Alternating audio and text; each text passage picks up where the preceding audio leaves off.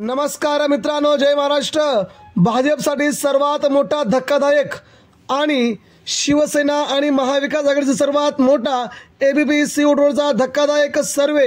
श्री नरेंद्र मोदी, मुख्यमंत्री एकनाथ शिंदे, अजित पवार यांची झोप उडाली। मित्रांनो, नेमका काय केलाय एबीपी आणि सीओटरने सर्वे, जाणूया सविस्तर। या सर्वेत महाराष्ट्रामध्ये महाविकास आघाडी स्पष्ट बहुमतामध्ये येते। बघूया काय तो सर्वे। सध्या महायुतीला 19 ते 21 जागा मिळतील, महाविकास आघाडीला 26 ते 28 जागा, इतरांना 2 जागा मिळतील असा हा सर्वे सांगतोय। त्यानंतर मतांची टक्केवारी जर आपण पाहिली गेली तर मतांच्या टक्केवारीमध्ये महायुतीला 37%, महाविकास आघाडीला 41%, इतरांना 22% अशा प्रकारचे मतदान पडताना दिसत आहे।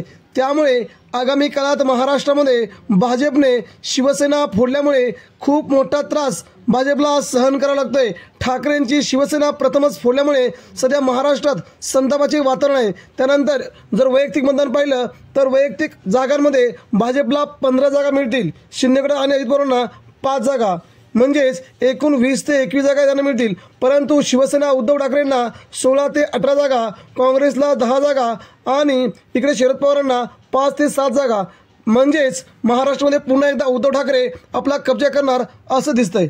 धन्यवाद।